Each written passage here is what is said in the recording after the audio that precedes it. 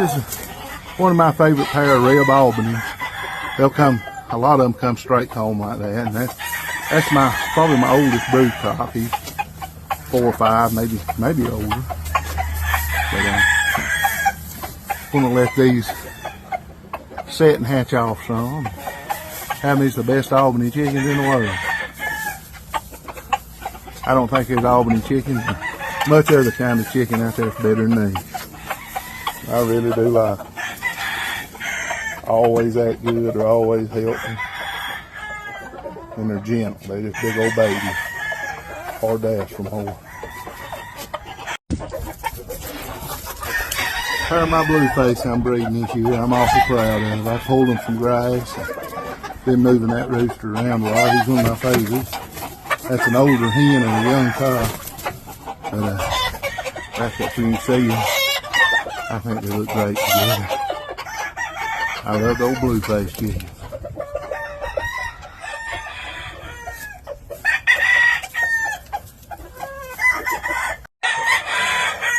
This is a pair of my pure sweater Mcginnis Grays, and that rooster right there will go back to the first line of grays I got from Mr. Green. And then the pullet back there, where she's a hen, tried to get her tail. She's one of the prettiest I have. She goes back to the Pretty Boy. That's Pretty Boy's daughter. And they're just good old chickens. Look at that. I like them better than anything I've ever had. They'll just make anything better. Do a lot of Albany gray crosses and Blueface gray, Hatch gray. And I've never heard of anything you couldn't breed them to and get better than average chicken. That was a butterfly.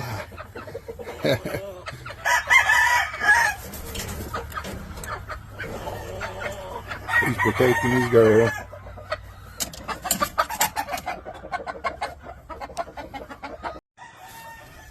These are my Bumblefoot grays, and I don't have many of them, but I've had them a long, long time. They come from a man in Bristol, Tennessee by the name of Roy Collins. And they've been excellent chickens for me. When my health got to getting worse, I downgraded a lot of chickens, and this is the only pair I have left, and I want to keep them going from this pair. That's an older hen and her son, and he's a 2-year-old. These chickens cross great with about any, they're not the best to cross with Hatch. My green-legged grays do much better, but with Butcher and Whitehackle and Albany, and I crossed them some yellow-legged Hatch one time, and they done really well. But they're good, honest game chickens, and they're gentle, and they have a lot to offer, and I'm proud I was able to keep some of them.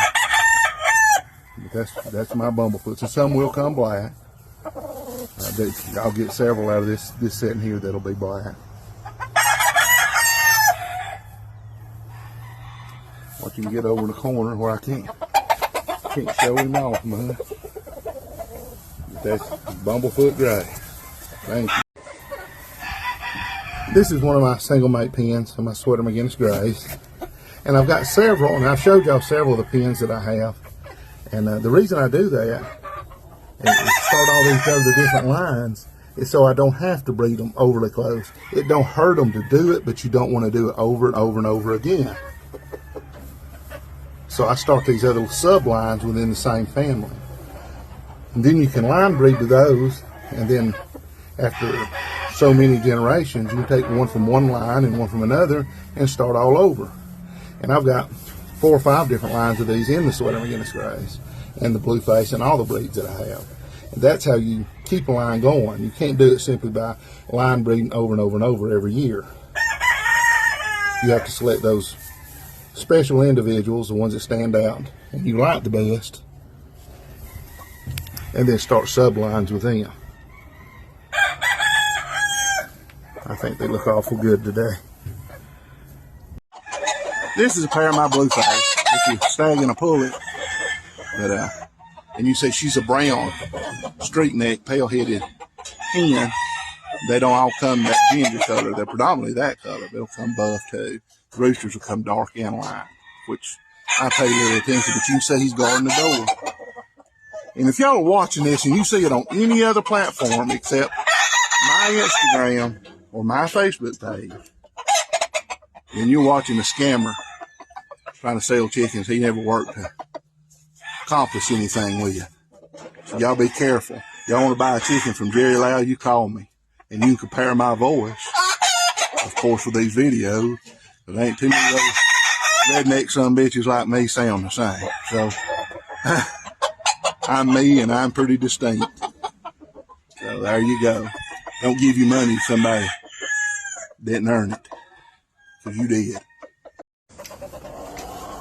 These are Blueface, and them's a real thing. They're authentic. They come from Sweater Mcginnis to WT Green to me, and there ain't no new blood being put in them. They're what they are, and what Sweater Mcginnis meant for them to be. You see, anybody can take half this or anything that looks like it and say they got Blueface. They'll have a little in it, but it ain't the same on the inside. See, the inside is what matters. When Sweater Mcginnis made these up, he wasn't making them to be a certain color or look or nothing else. He was looking what they had on the inside of them. And it's gamer and means more, and they try harder than any other thing out there. These weren't made for the 10-minute stuff like those Alabama Rooster Factory chickens was. These was made for the real thing, not that bullshit.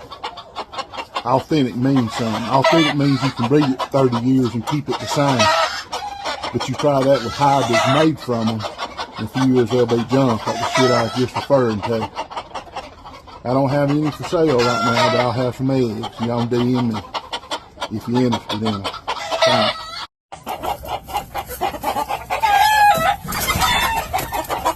I just put my Morgan rooster in there with the 2 Morgan hens. I think that's a beautiful trio. I don't have any for sale, so I'm just showing you some of my chickens. You know, every time I post a chicken, it's not because I'm trying to sell something. You know, sometimes you want to try to impart some little bit of wisdom you picked up along the way. And sometimes you're just proud of your chickens and want to show them off.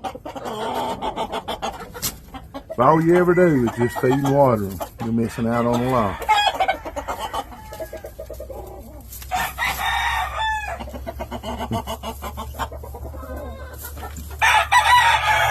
Thank all y'all that watch my videos and have nice things to say. This is a pair of my adult Lacy roundheads, parents to a lot of the chickens I have here. The roundheads anyway. I've always been a big Lacy roundhead fan. But the original roundhead started in the Northeast. They bred a Acel rooster to white hackle hens and called the offspring the Boston roundhead.